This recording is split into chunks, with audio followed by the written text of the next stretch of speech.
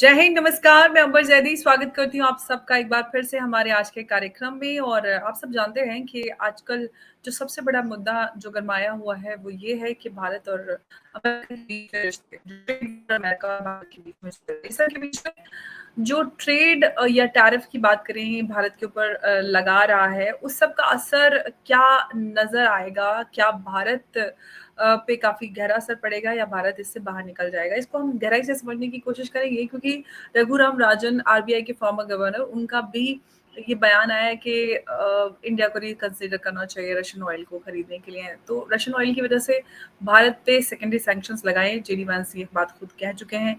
Peter नवैरो बार बार जिस तरह का एक नैरेटिव बनाने की कोशिश कर रहे हैं, उन्होंने यूक्रेन वॉर को पूरी तरह से मोदी वॉर बना दिया। तो अभी एक नैरेटिव वॉर है और इसके पीछे की कहानी तेल की कहानी है, और उसका असर भारत पर क्या पड़ रहा है इसको डिटेल में समझेंगे। हमारे साथ मौजूद है सीनियर जर्नलिस्ट हिमांशु भट्ट जी। बहुत बहुत स्वागत है आपका।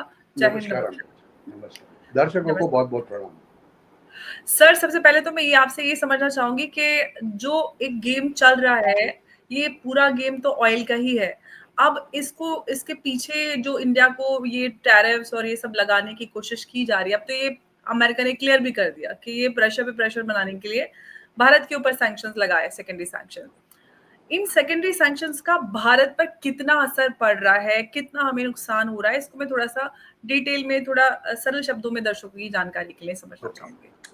देखिए, हम शुरू करते तेल से जाए उससे पहले भारत पे पड़ने वाले असर की बात करें। जी, आई थिंक मैं ये समझता हूँ कि भारत के लिए, और जो बात नरेंद्र भाई बहुत पहले समझ गए थे, आपको याद हो तो पिछले 4 साल से वो कहते आ रहे हैं आपदा में अवसर। एग्जैक्टली ये हो रहा है, आपदा में अवसर। और धंधा करना, अंबर जी मैं बहुत सीधी बात बताता हूँ, काफी लोगों को अच्छा नहीं लगेगा, मैं खुद गुजराती हूँ, फिर बता रहा हूँ, फिर भी बता रहा हूँ, धंधा करना गुजरातियों को आता है। धंधा कैसे किया जाता है वो भी उनको पता है। आज जो हो रहा है ना, इसमें धंधा हो रहा है। कैसे, मैं एग्जांपल देके एक एग्जांपल देके आपको समझाता हूँ। सबसे ज्यादा टैरिफ का असर 50% टैरिफ किस में थोपी गई? डायमंड्स के ऊपर और टेक्सटाइल और एपरल्स के ऊपर। अभी देखिए, मैं तो गुजरात के एक ऐसे शहर में रहता हूँ जहां पर डायमंड्स और टेक्सटाइल्स दोनों ना हो तो वो शहर की कोई रौनक ही नहीं होती। मैं सूरत के अंदर की बात कर रहा हूँ। अभी देखिए, सूरत में सबसे ज्यादा पैसे जो आते हैं वो डायमंड से आते हैं और फिर टेक्सटाइल से आते हैं। आज स्थिति ये है, काफी लोग बोल रहे हैं कि हाय मर गए, ट्रंप ने टैरिफ लगा दिया, ये वो सब माबूब करते हैं। मगर मुझे इतने ताज्जुब हुआ जब मैंने थोड़े बहुत दोस्त हैं मेरे टेक्सटाइल के अंदर, उनमें से 2 को फोन किया। मैं बोला भैया कहाँ हो, मिलना है आपसे, मैं भी यही जानना चाहता था। तो पता चला भैया हम तो दुबई गए हुए, अगले हफ्ते आएंगे। और ये बात है 24 अगस्त की। अभी 27 अगस्त को 50% सैंक्शन लगे। उससे पहले ये भाई साहब तो जाके 100 बैठे हुए वहां पर, वो टेक्सटाइल का एक्सपोर्ट करते हैं। और फिर मैंने एक दिन फिर से फोन लगाया, मैं बोला भैया बात करनी आपसे। तो बोलता है यार धंधा तो हो जाने दे, बात करेंगे। मतलब के सीधी भाषा में लोगों को समझाया जाए, हिंदी भाषा में, तो एक जमाने में यहाँ के टेक्सटाइल व्यापारी लंबी कूद किया करते थे, मतलब सूरत से सीधा यूएस में बेचते थे। आज करेंगे ट्रिपल जंप, मतलब कि एक पांव रखेंगे दुबई के अंदर और दूसरा पांव जाएगा यूएस में। उनका मतलब है पैसे कमाना। उनके लिए 100 रुपए की चीज अगर 110 में अपने ग्राहक को यूएस में मिलनी चाहिए तो वो मिलनी चाहिए। फिर इसमें 50% टैरिफ लगा के ट्रंप बोलेगा यूएस के अंदर ये भारतीय चीज 150 की ही मिलेगी, तो बोलेंगे ये चीज भारतीय है ही नहीं भाई। अभी भारत सरकार ने, काफी लोगों को पता होगा, काफी को नहीं पता होगा, दुबई के अंदर एक भारत मार्ट की एक बहुत बड़ी फैसिलिटी खड़ी कर दी है, जहां पे काफी चीजें हो सकती हैं। स्टोरेज भी बड़ा हो सकता है, लूज माल यहां से यूएई जा सकता है, सेमी लूज, वो जाके वहां पैकिंग होगा, वहां पर मेड इन दुबई का ठप्पा लग सकता है और वहां से वो जा सकता है यूएसए। तो वहां पर टैरिफ एक नॉमिनल 8% 10% जो भी होगी वो होगी टेक्सटाइल की। और डायमंड वाले जो हमारे हैं, डायमंड वालों को क्यों क्यों कहा जाता है? वो तो सबसे होशियार है, वो तो टेक्सटाइल वालों से होशियार है। खोजने पे मुझे पता चला दो एक बड़े लोग हैं, देखो मैं बीच वाले मीडियम लेवल और बहुत छोटे लेवल के डायमंड व्यापारियों की बात नहीं कर रहा, क्योंकि वो सब 1 रुपए 2 रुपए कमाने वाले लोग थे, मतलब बीच में 1% 2% लेने वाले लोग थे, और वो सब खत्म हो चुके जब से ये जीएसटी वाला रिजीम शुरू हुआ है। और अब तो जीएसटी का जनरलाइजेशन भी होगा एक तरफ, अपनी इकोनॉमी से ही काम कर रही है तो। मगर जो बड़े लोग जो व्यापार करते हैं उन्होंने तो बहुत पहले से 3% का धंधा ढूंढ के रखा हुआ है।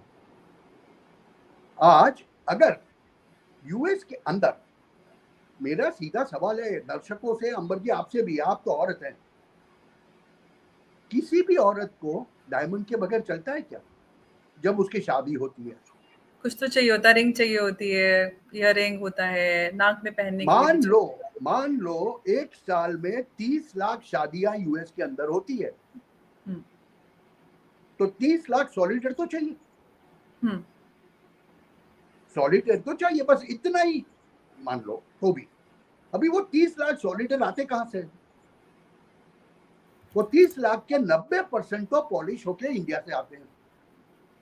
और डायमंड एक ऐसी कमोडिटी है जो पॉलिश डायमंड वर्ल्ड के अंदर सिर्फ भारत से जाते हैं 90%। जी।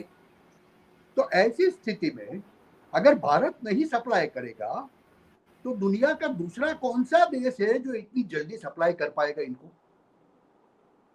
तो ये तो कोई कर नहीं पाएगा। तो सीधी तरह से जाएगा तो भारत से यहां भी वो लॉन्ग जंप को छोड़ के ट्रिपल जंप की बात आ रही है कि भाई एंटवर्प में कोई डीलर ढूंढ लिया तो एंटवर्प से यूएस चला जाएगा, हांगकांग में कोई डीलर ढूंढ लिया तो हांगकांग से चला जाएगा यूएस, दुबई में ही ढूंढ लिया। और डायमंड के ऊपर 2% टैरिफ थी। अभी 2% से 50% बहुत लगता है। अगर समझ लो ये पूरा का पूरा यूएस के कंज्यूमर के ऊपर गया तो क्या वो कंज्यूमर वो डायमंड खरीदेगा? नहीं खरीदेगा। वो ढूंढेगा कोई और कंट्री का डायमंड मिलता है मुझे। मगर अनफॉर्चुनेटली डायमंड के मामले में ये चीज ऐसी है कि वो भारत से ही जाता है। एब्सोल्युटली। उसका अल्टीमेट सोर्सिंग भारत में है। अभी ऐसी स्थिति में ये 50% टैरिफ का कोई असर रहेगा? और देखिए ट्रम्प तो टैको है, तो टप्पू भाई तो टैको करेंगे, ट्रम्प विल चिकन आउट। तो भारत के साथ में संबंध बिगाड़ के, बिजनेस बिगाड़ के कौन कहां जाएगा? आज हमारे प्रधानमंत्री जी नरेंद्र भाई जापान में बैठे हुए।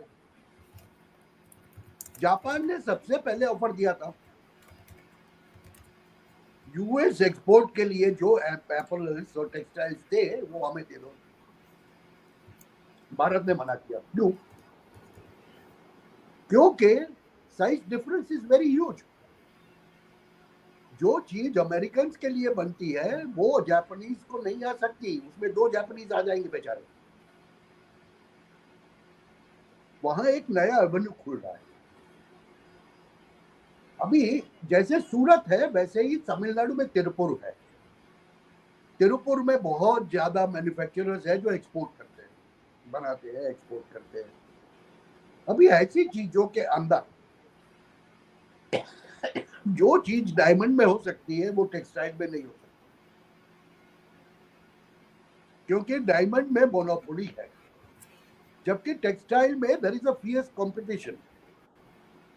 बांग्लादेश है, वियतनाम है, इवन पाकिस्तान है, जिसकी कंपटीशन की हमें यूएस जैसे राष्ट्र के अंदर लड़े, वहां कंपटीशन होगी।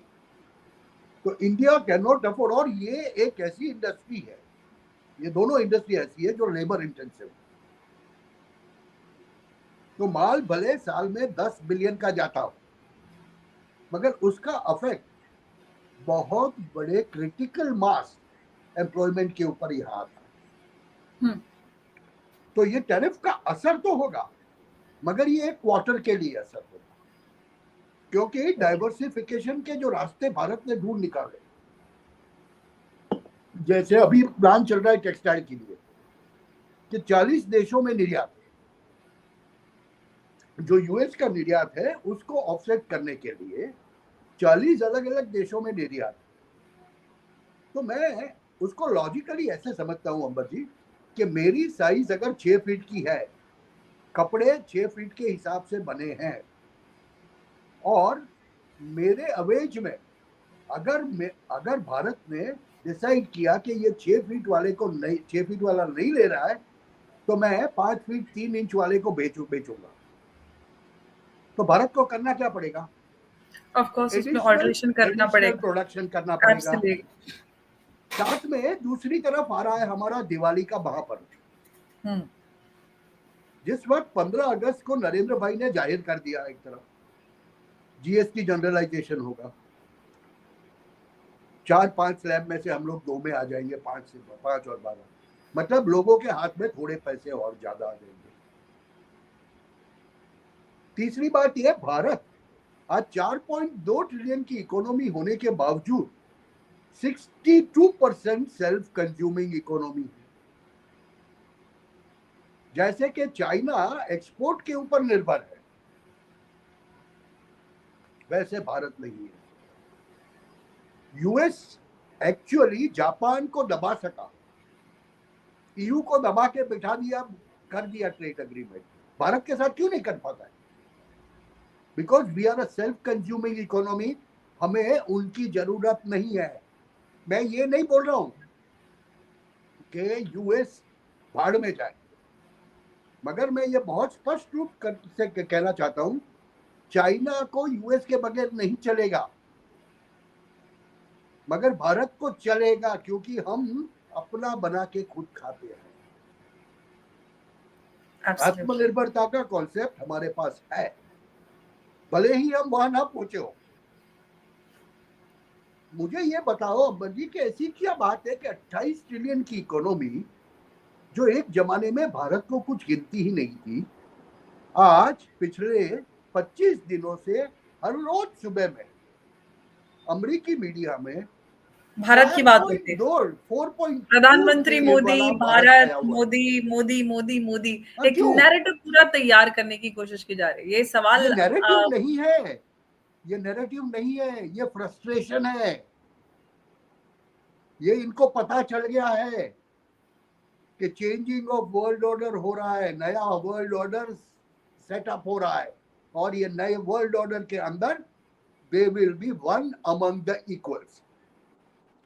First among the equals will be USA, मानता हूं मैं।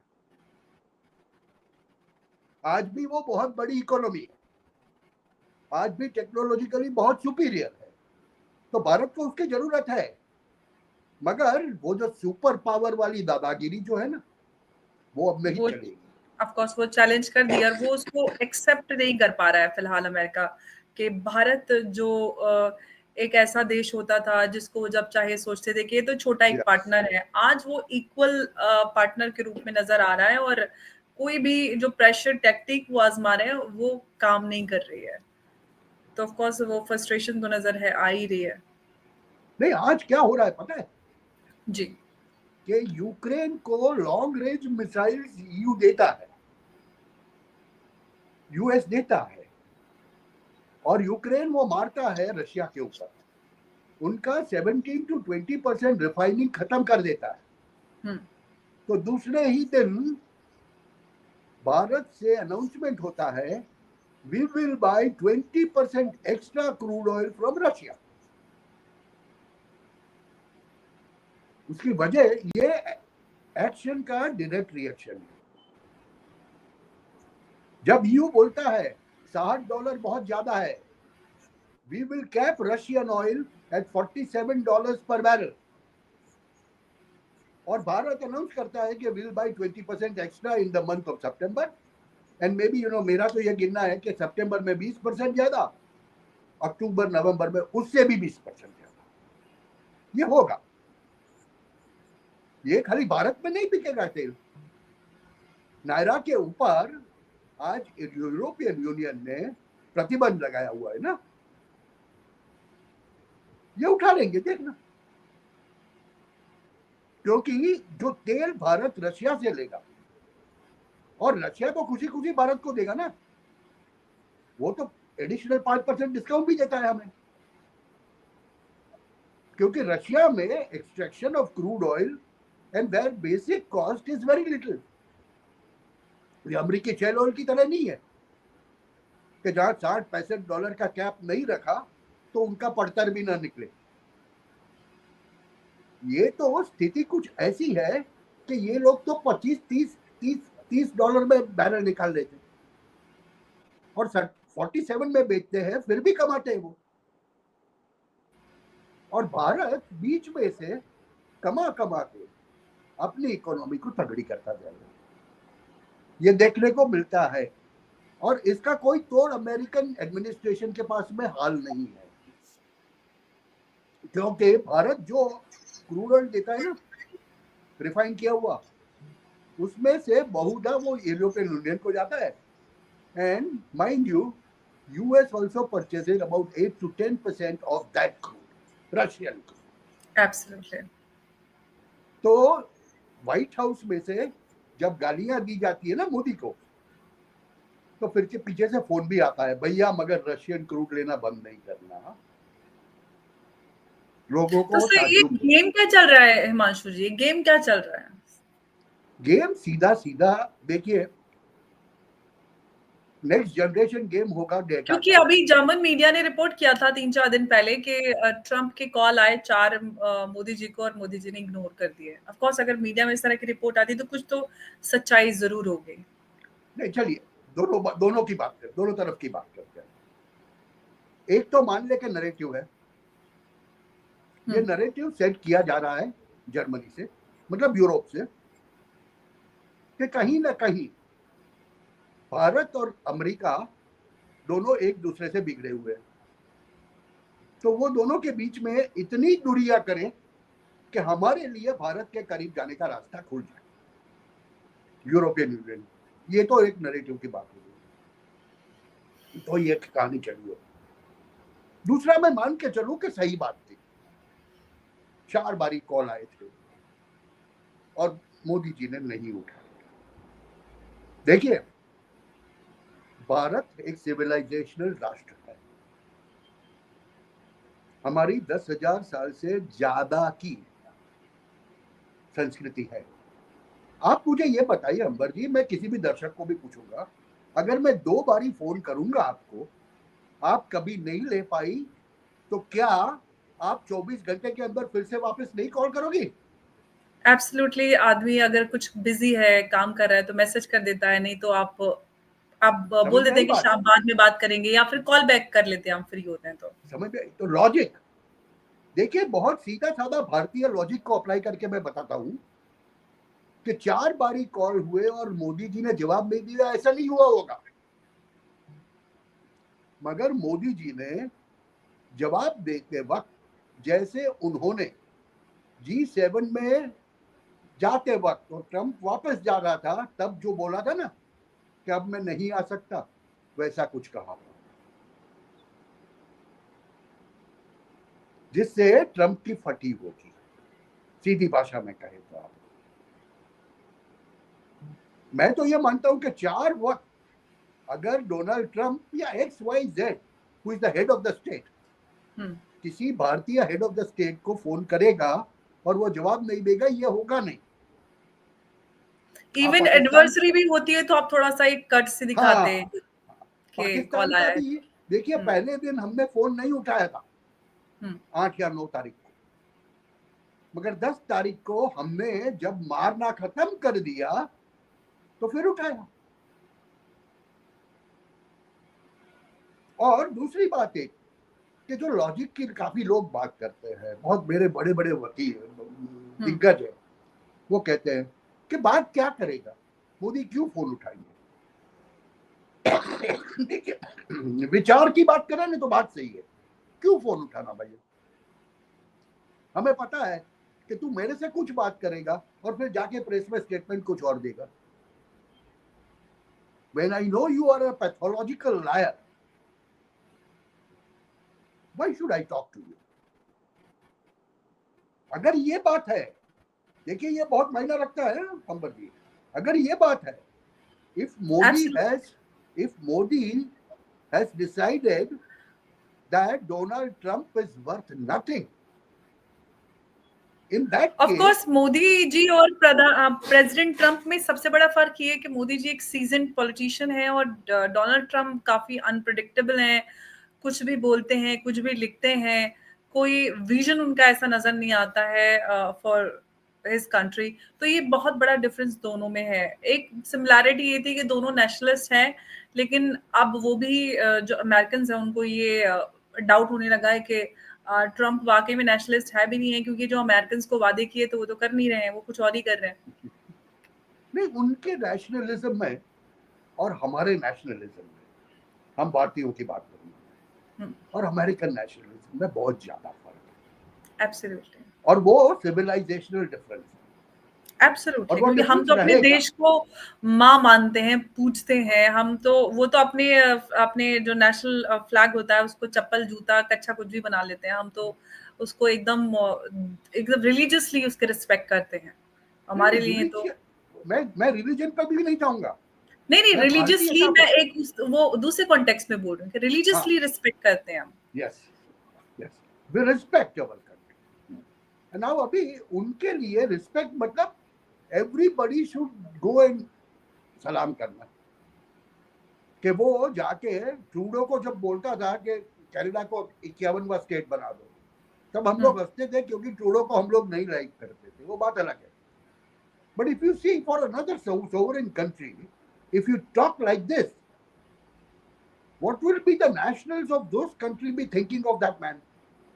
Absolutely, totally irrelevant कि पागल हो गया ये आदमी। अभी तो मार्क कार्नी के बाद तो काफी चेंजेस अलग है। नजर आ रहे हैं। Of course Mark Carney is a totally different character, and I will not be surprised that, look, if the time goes on like this, another 6 months to 8 months or a year, and the midterm polls come in USA, where Trump is in every likelihood is likely to lose. उनका जो hold है कांग्रेस के ऊपर, वो जिस तरह की हरकतें हैं वो सबसे पहले तो इंडियन से जो सपोर्ट मिला था वो सबसे पहले वो खोएंगे। दूसरा, जो उन्होंने अमेरिकन से वादे की थी, टैरिफ लगाने से आम लोगों को जो डेली इस्तेमाल की चीजें वो महंगी हो रही है, तो आम आदमी वैसे फ्रस्ट्रेट होगा। आई टेल यू, इस्तेमाल की बात करें ना, I give people a live example. Walmart जैसे, maybe you know, of course मेरी जो अमेरिका में रहते लोग उनसे बात हो रही, कह रही है जो $200 की ग्रोसरी लाते थे वो आज $600 $650 पे ला रहे हैं। यस, नहीं उससे भी ज्यादा वॉलमार्ट ने क्या किया पता है?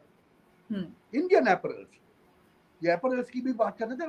आई give you a concrete example. Walmart came out, $10 का Indian shirt, they are selling it, उनका टैग प्राइस बताया है $15 with a 40% discount. And why they are doing it? Actual cost उसके $10 है, टैरिफ की वजह से 15 हो गई है। वो उन्होंने क्या किया, 40% डिस्काउंट में बेचना शुरू किया, मतलब $11 में बेचना शुरू किया। Walmart says this we can carry on for 3 months or 4 months. Okay. After that, what? It will hit back so heavily on the American consumers that those consumers will get up and इसको नोच खाएंगे white house के अंदर। This is what I basically foresee. This is what is happening. कि जो gas station चलाने वाले Indians हैं हमारे वहाँ यूएस के अंदर, कहीं भी जाओ, आपके पहचाने हुए होंगे, मेरे जाने पहचाने लोग हैं, वो वही कहते कि ये कल क्या करेगा हमें पता ही नहीं है। तो हम लोग सोच रहे हैं कि हमारे जो पैसे हैं बचे हुए थोड़े बहुत, because see Indians are just you know 1%, but still they pay maximum income tax in USA, that is 7%. Of course, क्योंकि जो इनकी इनकम जो कैपेसिटी सबसे है वो ज्यादा है। ज्यादा है, उनको सैलरी वहाँ ज्यादा मिलती है, पढ़े लिखे ज्यादा हैं, घर उनके पास ज्यादा है। उनके पास तो घर भी नहीं, घर खरीद ही नहीं पाते हैं वो लोग, क्योंकि कमाते नहीं है, तो पढ़ते नहीं है तो कमाते नहीं, कमाते नहीं तो घर भी नहीं होता उनके पास अपना। तो ये तो उन डिफरेंस। लोगों को बहुत तकलीफ होने वाली है if this continues. It's something like this, you know. पहले 3 मंथ भारत को सफर करना पड़ेगा, क्योंकि अलग अलग किस्म के हर एक प्रकार के हमले होंगे, नैरेटिव चलेंगे to try and pull you down. But once you are out of it, they will be in a problem. ये 4.2 ट्रिलियन की इकोनॉमी 28 ट्रिलियन की इकोनॉमी को ऐसे सुला देगी, पता भी नहीं चलेगा उनको, क्योंकि वो लोग खुद वहां पर बटे हुए हैं और बहुत खराब तरीके से बटे हुए हैं। हमारे यहाँ तो रिलीजियस प्रॉब्लम्स है, और वो रिलीजियस प्रॉब्लम्स का लोग फायदा उठाने की कोशिश कर रहे हैं। ऑफ कोर्स उन यूएस फॉल्ट के लाइंस को अंदर वही उसका इस्तेमाल कर भी रहे हैं, ताकि इंडिया को इंस्टेबल करके मोदी जी को हटाया जा सके। वो सारी चीजें हो रही है, लेकिन अमेरिका में तो लोगों को जो अगर बेसिक्स नहीं मिलेंगे तो लोग सड़कों पे आ जाएंगे, और फिर ट्रम्प के लिए कंट्रोल करना काफी मुश्किल हो जाएगा। मिड टर्म आने वाले हैं 2026 में। तो yes, it's going to be a very difficult stage, and I will not be surprised. आज जो रशिया ने जो हमला किया हुआ है, means in 24 hours, the way Russians are hitting Ukrainians now, by the time they finish and the time for a ceasefire comes, or time for a truce comes, SCO की meeting के ऊपर से पूरा अंदाजा मिल जाएगा हमें कि what is Putin thinking. I'll not be surprised if 35 to 40% of Ukraine is captured by Russians before any peace deal takes place.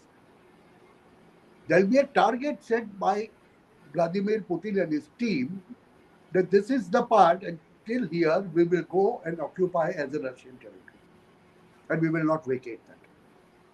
और ट्रम्प का जो मिनरल्स का जो डील किया हुआ ना, वो सब हवा में जाएगा। लेकिन हिमांशु जी, एक बात मैं आपसे जानना चाहूंगी कि ये जो चल रहा है अमेरिका और भारत के बीच में, आपको क्या लग रहा है कि क्या नतीजा होगा इसका? कोई कुछ डील हो जाएगी कहीं पे आकर बीच में, या फिर बहुत दूरियां हो जाएंगी? आपको क्या लग रहा है? क्या कुछ आप नजर भारत अमेरिका में, भारत और America?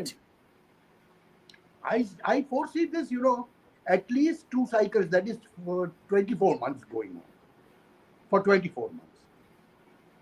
It's only after the loss in 2026 midterm that the rollback and the normalization process will begin. Not before that. मगर उसके पहले तो काफी चीजें हो जाएगी मेरे हिसाब से, क्योंकि जो पेस से जो चीज हम लोग एक्सपेक्ट कर रहे थे कि 10 साल में होनी चाहिए, वो आज 1 साल नहीं हुआ चुनाव को 2024 के, और हो चुका है। तो the pace at which the geopolitics dimensions are changing, I will not be surprised that America और USA सबसे पहले EU के साथ में बुरी तरह से झगड़े। EU में से तो आपने देखा फ्रांस, जर्मनी भारत के सपोर्ट में आ रहे हैं। अभी जर्मन एनवॉय, भारत का सपोर्ट छोड़िए, नहीं वो सपोर्ट कर रहे हैं कि फ्री ट्रेड कॉमर्स होना चाहिए, दिस एंड दैट, ये सब हो रहा है, गलत है। एटलीस्ट वो France and Germany, France is saying he wants to be a member of a BRICS.